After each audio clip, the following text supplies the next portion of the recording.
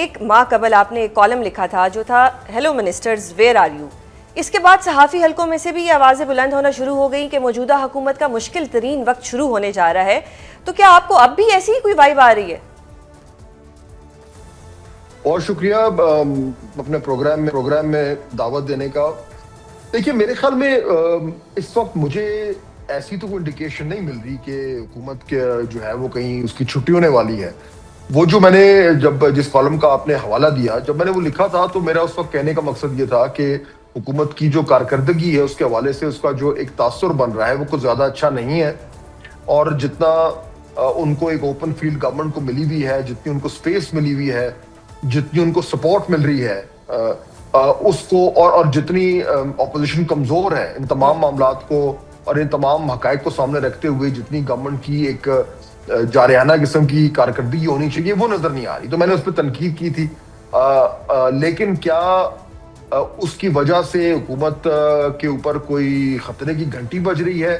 میرا نہیں خیال. ہاں یہ بات ضرور ہے کہ جب مایوسی شروع ہوتی ہے یا یہ ایک تاثر بنتا ہے کہ کارکردگی کہیں بہتر ہونی چاہیے تھی تو کم از کم ایک دباؤ حکومت پہ بڑھنا شروع ہوتا ہے. اور میرے خیال میں کم از کم جو میری انڈرسٹینڈنگ ہے وہ یہ ہے کہ حکومت کو اس دباؤ کا احساس ہو رہا ہے. اب اس دباؤ کے احساس ہونے کے بعد کیا اس کی کارکردگی میں کوئی خاطر خواہ بہتری آئے گی, یہ وہ بڑا سوال ہے جس کا جواب کم از کم میرے پاس. اچھا, آپ نے خطرے کی گھنٹی کی بات کی. خطرے کی گھنٹی تو نظر نہیں آ رہی, ان میں تکبر آتا جا رہا ہے کہ ہاں جہاز لیا ہے جو کرنا ہے کر لو. بٹ اس کے علاوہ آپ نے جو اپنا حالیہ کالم تھا اس میں یہ بھی لکھا تھا کہ نون لیگ حکومت کو بھی پی ٹی آئی کی طرح یہ لگنے لگا یا خوش فہمی ہو گئی ہے کہ ان کا کوئی سبسٹیٹیوٹ اویلیبل نہیں ہے. تو حکومت اپنی موجودگی کو جسٹیفائی بھی نہیں کر پا رہی, تو پھر یہ معاملات اب آہستہ آہستہ پوائنٹ آف نو ریٹرن کی طرف جا رہے ہیں. میرے خیال میں یہ انیویٹیبل نہیں ہے کہ یہ پوائنٹ آف نو ریٹرن تک جائیں, لیکن یہ ضرور ہے کہ کورس کریکشن کی ضرورت اب آن پہنچی ہے. اس کا مطلب یہ ہے کہ اس وقت اس حکومت نے تقریباً آپ دیکھیں کہ 2029 میں الیکشن ہونے ہیں اور یہ 26 کا درمیان آ گیا ہے, تو وقت گزرتا جا رہا ہے. 2.5 سال تو تقریباً اس گورنمنٹ کو ہو گئے ہیں.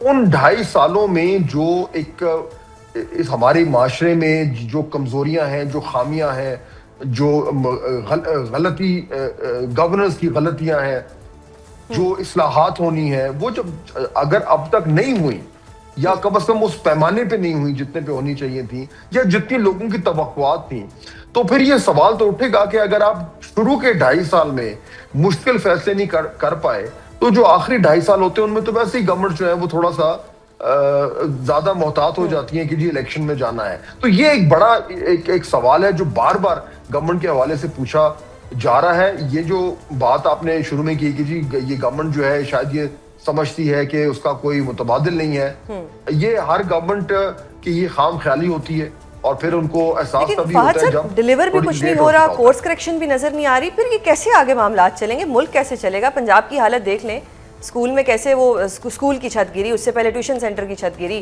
مرضی کے بلز لے آتے ہیں, بلز پہ بھی میں آپ سے سوال کروں گی. پھر کیسے چلے گا, آگے بڑھے گا کیسے سب کچھ؟ دیکھیے 2 چیزیں نا, ایک تو یہ کہ جی آپ ڈے ٹو ڈے گورننس کر رہے ہیں اور ڈے ٹو ڈے گورننس میں آپ جو ہے وہ اگر آپ سے کوئی سوال کرے کہ جی آپ نے کیا کیا تو ایک لمبی چوڑی آپ ایک فہرست نکال کے ان کے سامنے رکھ دیتے ہیں کہ جی ہم نے یہ پروجیکٹ کیا اور فلانا پروجیکٹ کیا اور یہ بھی کیا اور tax to G D P ratio اتنا بہتر کر دیا. اب یہ ڈے ٹو ڈے گورننس ٹھیک ہے, ایک بحث چلتی ہے, لیکن جہاں پہ پاکستان کھڑا ہے اور جب سیاسی لیڈرز جو ہیں وہ یہ بات کرتے ہیں کہ جی ہم ملک کی تقدیر بدلنے کو آ رہے ہیں, تو وہ ڈے ٹو ڈے چھوٹے موٹے معاملات کی بات تو نہیں کر رہے ہوتے. وہ ان کا تو کہنے کا مطلب یہ ہوتا ہے یا ہونا چاہیے کہ وہ بڑی اصلاحات کریں گے, وہ بڑے ایک سویپنگ ریفارمز کریں گے جس سے جینوئنلی پاکستان اور پاکستانیوں کی تقدیر بدلے. وہ ریفارمز کرنے کے لیے آپ کو پولیٹیکل ول کی ضرورت ہوتی ہے. آپ کو مشکل فیصلے کرنے کے لیے آپ کے پاس ایک جگرا ہونا چاہیے, آپ کے پاس ایک یعنی اتنا حوصلہ ہونا چاہیے کہ آپ وہ کام کر سکیں جن سے اکثر و بیشتر آپ کو جو ایک ویسٹڈ انٹرسٹ ہوتے ہیں ان کا مقابلہ بھی کرنا پڑتا ہے. یہ گورنمنٹ, یہ اس وقت جو موجودہ گورنمنٹس ہیں, میرے خیال میں یہ کہنا غلط نہیں ہوگا کہ وہ جو ایک بڑی اصلاحات ہیں وہ یہ نہیں کر پائے. اور آپ دیکھیں کہ آج ہی بلکہ یعنی یہ ایک ورلڈ بینک کی ایک رپورٹ آئی ہے جس پہ کافی کچھ لکھا بھی جا رہا ہے. اس میں بھی یہی کہا گیا ہے کہ جو ایک فنڈامنٹل ایشوز ہیں پاکستان کے, سب کو معلوم ہے کہ وہ کیا ہیں. اگر آپ سب جانتے ہوئے کہ بھئی ہمیں کیا بڑے کام کرنے ہیں پھر بھی وہ کام نہیں ہو رہے اور آپ کو سپیس بھی ملی ہوئی ہے, آپ کو نہ عدلیہ سے خطرہ ہے, نہ آپ کو اپوزیشن سے خطرہ ہے, نہ آپ کو اسٹیبلشمنٹ سے خطرہ ہے, نہ آپ کو میڈیا سے خطرہ ہے, کہیں سے آپ کو خطرہ نہیں, نہ آپ کو باہر کی دنیا سے آپ کو سپورٹ مل رہی ہے, سب کچھ تو آپ کے پاس ہے. اس کے باوجود اگر آپ بڑے فیصلے نہیں کر پا رہے تو obviously پھر آپ کے اوپر تنقید تو ہوگی. لیکن فہد سر, یہ تو خواجہ صاحب کہتے ہیں کہ ہائبرڈ نظام ہے, اب شاید اس کی وجہ سے بھی ان میں بہت کانفیڈنس ہے کہ ہائبرڈ نظام ہے, ہمارے پیچھے ہمیں سنبھالنے والے لوگ ہیں. کیا کہیں گے آپ اس پہ کہ بھئی اب اگر اس طرح کا ہائبرڈ نظام چلے گا پھر تو ایسے ہی ہوگا؟ دیکھیے ہائبرڈ نظام تو ٹیکنیکلی 2018 میں شروع ہو گیا تھا, پاکستان تحریک انصاف کے لوگ بھی کہتے تھے, لیکن پھر وہ ہائبرڈ نظام ختم بھی ہو گیا نا, اس کا سبسٹیٹیوٹ آ گیا. اس حکومت کا بقول آپ کے بھی کہ سبسٹیٹیوٹ ابھی تک نہیں ہے, یا اس کا سبسٹیٹیوٹ آ بھی سکتا ہے, یہ تو آپ بتائیں گے. آپ دیکھیں نا, جب پی ٹی آئی کی گورنمنٹ ایک ہائبرڈ نظام کے تحت حکمرانی کر رہی تھی تو وہ بھی ایگزیکٹلی کہتے تھے کہ ہمارا تو کوئی سبسٹیٹیوٹ ہے ہی نہیں, اس لیے ہمیں جب ان سے کہا جاتا تھا کہ جناب آپ سے گورننس تو ہو نہیں رہی, کام تو آپ سے ہو نہیں رہا, تو وہ کہتے تھے ہو نہ ہو ہمارے علاوہ کوئی ہے ہی نہیں. تو یہ تو ایک پرانی ایک دلیل ہے جو کئی بار پٹ چکی ہے. یہ میرے خیال میں اس گورنمنٹ کو بھی میرے خیال میں آئی تھنک سو, کیونکہ تجربہ کار لوگ ہیں, ان کو یہ تو پتا ہے کہ متبادل ہمیشہ موجود ہوتا ہے, یہ کبھی نہیں ہوتا کہ نہ ہو. لیکن سوال یہ ہے کہ آپ کو جو کچھ ایک سپیس ملی ہے, آپ کو ہر طریقے سے جو ایک مدد حاصل ہو رہی ہے, اس کے تحت آپ ڈیلیور کیوں نہیں کریں. اب سوال یہ ہوتا ہے کہ اچھا جی کیونکہ ہائبرڈ سسٹم ہے تو کیا تمام تر تنقید جو ہے وہ صرف سول سائڈ پہ ہونی چاہیے؟ نہیں ہونی چاہیے. بات بالکل ٹھیک ہے. جب آپ حکمرانی کا بیڑا آپ نے اٹھایا ہوا ہے اور ایک پارٹنرشپ میں اٹھایا ہوا ہے تو پھر انگلیاں تو سب پہ اٹھیں گی. تو جب بات ہوتی ہے کہ جی کیا گورنمنٹ کے لیے خطرے کی گھنٹیاں بج رہی ہیں, تو وہ اس کا حوالہ ہمیشہ یہی ہوتا ہے کہ جی جو دوسرا پارٹنر ہے کہیں وہ تو فرسٹریٹ نہیں ہو رہا, اور اگر وہ فرسٹریٹ ہو رہا ہے تو پھر خطرے کی گھنٹیاں وہیں سے بجنی ہیں. یہ وہ سوال ہے جو ہر حکومت میں پوچھا جاتا ہے, اس حکومت میں بھی بات ہو رہی ہے. میرے خیال میں ابھی وہ سٹیج نہیں آیا. صحیح. اچھا ایک اور چیز بتائیں کہ یہ جو نون لیگ کے اہم ترین اتحادی تھے پیپلز پارٹی, انہوں نے آزاد کشمیر الیکشن سے پہلے ہی نون لیگ کے ساتھ جو ان کے خلاف جا کے جے یو آئی کے ساتھ ایک اتحاد بنا لیا ہے. اب یہ کہا جا سکتا ہے کہ پیپلز پارٹی بھی نون لیگ کا سیاسی بوجھ نہیں اٹھانے کے لیے تیار؟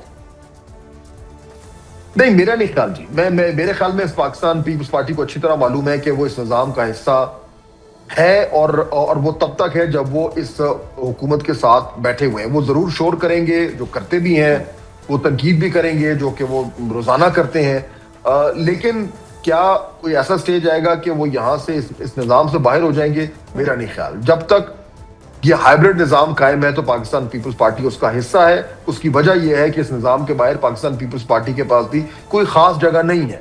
ان کو الیکشنز نے یہ ثابت کر دیا کہ وہ اب سندھ میں ان کا ایک بیس ہے, اس کے علاوہ وہ کسی صوبے میں اس طریقے سے اپنے زور بازو سے وہ وہاں تک نہیں پہنچے جہاں پہ وہ آج بیٹھے ہوئے ہیں. جو ان کے پاس آئینی عہدے ہیں وہ بھی اسی نظام کا حصہ ہونے کی وجہ